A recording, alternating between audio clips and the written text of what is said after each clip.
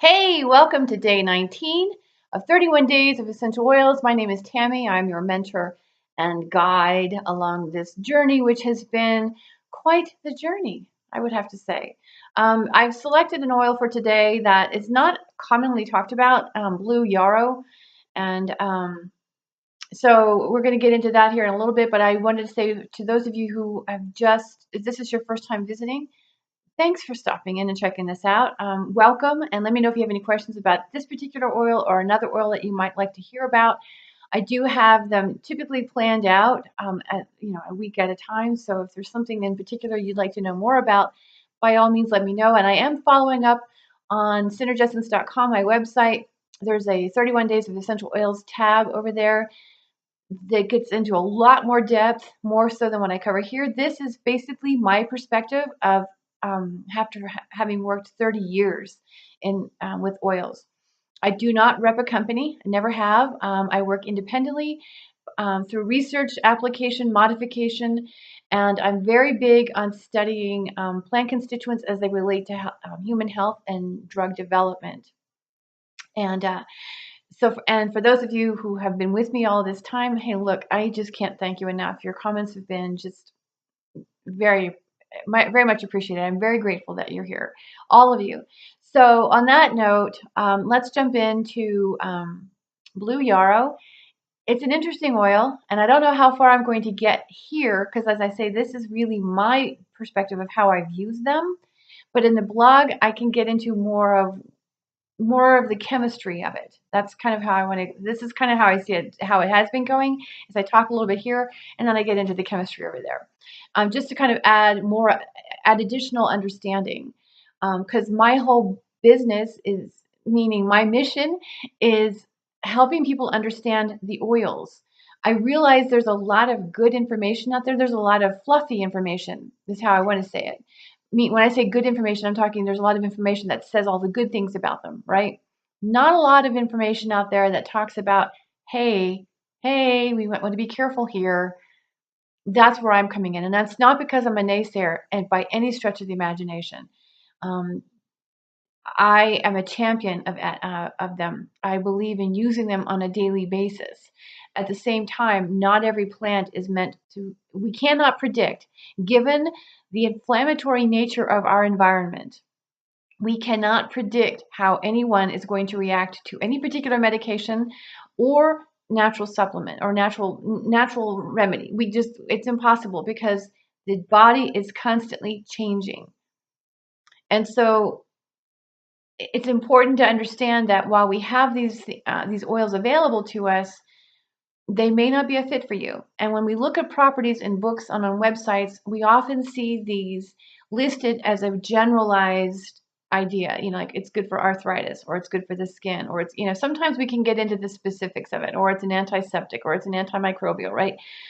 But they actually have more specific activity in the system. And we begin to understand that, and that's the reason why I put this in the blog, because once we recognize exactly, or I should say not exactly, but when we begin to see how they are more specifically working in our system, we are better equipped to choose oils that are more appropriate for our body, as opposed to picking something that was just suggested because it worked for somebody else, or because this book said, hey, or the website was talking about it. So that's really what I'm here to do. And so when we talk about blue yarrow, like I said, it's an interesting oil, because the bottom line is this oil is just really, it's kicking it home with the hormonal system, with the entire endocrine system. And it's more specific to the nitric oxide synthase is where this is happening.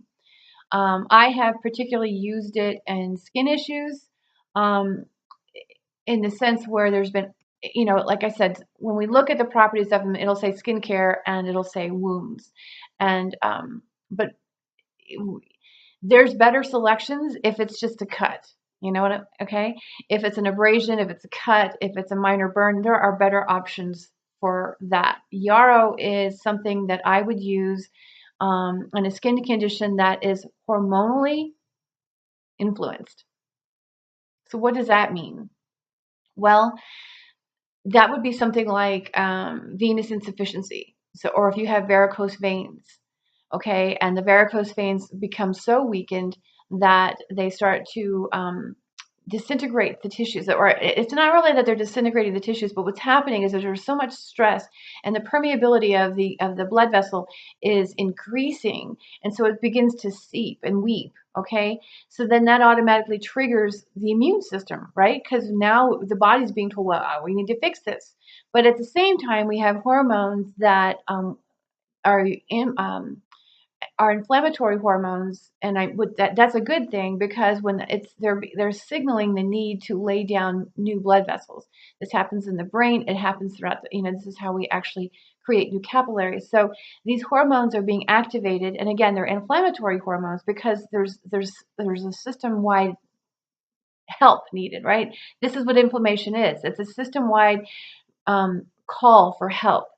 And so when we have something like varicose veins, and Yarrow is very good with varicose veins, um, sometimes we can get into that where, like I said, the veins begin to seep and weep, and that means it's now the body's signaling new hormones, and it's activating the immune system. So that means mast cell, that means endothelial cell activation, and so we have all of this happening. And ultimately, what happens if we don't catch it and we don't realize it, we start to develop ulcers. And I've seen actually several times where these ulcerations have been um, diagnosed as cellulitis, and when in fact what it was like severe histamine, severe, and massive mast cell activation, massive endothelial cell activation. The skin is just weeping, and so it takes a lot of care. And yes, I can understand the concern of developing sepsis and any other kind of bacteria infection. I'm not saying we don't want to be concerned by that. What I am saying though is it hasn't benefited the people that I've supported to be placed on antibiotics, because the antibiotics were doing nothing but to help with the situation with this weeping tissue. It was, yeah, because cellulitis is supposed to be a bacterial infection, but there wasn't any localized bacteria causing the infection. It was actually due to varicose veins, like I said, that were basically bleeding out, or weeping out, so to speak. So Yarrow obviously would not be the only oil that I would use in that situation, but I have used it for things like that. And as I mentioned, it's also quite good to support varicose veins, because varicose veins, in spite of all of the causes that we talk about, like, weight and standing on your feet all the time. And I've actually seen it happen with excessive weightlifting, especially in men, and I mean by, just repetitive heavy weights with the legs.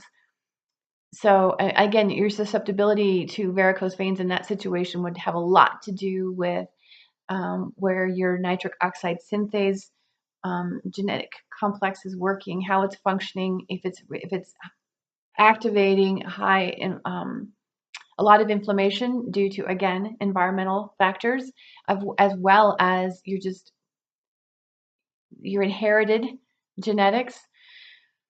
um, it gets kind of messy. So, but at any rate, what I'm getting at here is, I don't want to get into diagnosing anything like that, but the fact is that varicose veins can evolve from any number of reasons, but the bottom line is it's all hormonally driven. Does if there is excessive weight, okay, pregnancy, okay, we're talking hormones with pregnancy, right? If we gain a lot of weight during pregnancy and we're standing on our feet a lot, standing on your feet,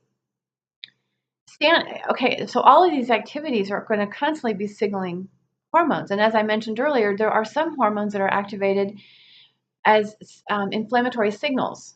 Okay, so depending on where your hormonal system is in regards to how it's reacting or responding to the environment, is going to affect what actually manifests in your system. And it's a guessing game, truthfully, until the symptoms start to show up. But you can kind of get an idea. This is the reason why I personally like to at least get a family history. But then again, family history doesn't necessarily mean it's going to happen for you. It may change. I mean, in my family history, just to give you an example, high blood pressure, glaucoma, uterine, um, what am I going to say? Tumors. I mean, I mean, I could go on with a list of and it gets worse. And my family had been diagnosed with all of these things or living with all of these things before they even got to where I'm at. And we're talking, early 50s. They they were diagnosed before the early 50s with these things. So I have been able to offset a lot of that. I'm not saying that I'm 100% perfect and I'm clear from here on out. I have to stick with it because I live on the planet Earth just like you do. So being able to manage and support our hormonal system is important. And we can do that, again, we've got better options if there's nothing truly going on symptom wise. That's the reason why Blue Yarrow is so interesting, because technically by the time you get around to using Blue Yarrow, and you've manifested these symptoms, chances are you're on some kind of medication, and this particular oil does not work with a number of medications that are clearing through the CYP2D6 enzyme, the CYP1A2 enzyme, and the CYP3A4 liver enzyme. Those are the liver enzymes that this particular oil has a direct influence on. And if you're taking any medications that involve those enzymes, that affect those enzymes, then this oil cannot be used with that. It can't be used together. How it ultimately affects your system, there's no telling. So the best thing to do is to not use it, because I've had people go, well, I don't have any problem. I didn't feel anything. Nothing happened. Well, you may not have had it blow up in your face, but something is still going on. And so they're not making these. I mean, when we recognize that this is how plants work in the system, these plant constituents rather, and we understand, and medications are designed to mimic the way plant constituents affect the system. That's how medications work. It's a replicating nature. The two just don't, you cannot, you just can't work. If they're button heads, there's no telling where it's going to stress the system even further and how that's going to unfold. So just don't use it. Like I said, so if you reach the point where Blue Yarrow, in the case, I mean, some people get varicose veins and they have these issues and they're willing to try something before going into the conventional model. And that's great. Then you can use Blue Yarrow. As far as Blue Yarrow, because it's such a strong hormonal influence, I wouldn't recommend using it with children. I would suggest, maybe young adults. This would be something that you could, maybe have around for once in a blue moon. Because truthfully, everybody's hormonal system is defunct on some level. It's really, because, whether we're talking about weight issues and even in children, and then I might even do that on a case-by-case basis, but I wouldn't recommend using Blue Yarrow as a general rule with kids. If obesity is something a child is already living with, Yarrow isn't going to help them lose weight, but it will actually help modify the hormonal system to the degree where maybe once or twice a month, use a couple of drops once or twice a month to start signaling a different evolution in their hormonal system. And again, there's other options that you could include in that would actually help them.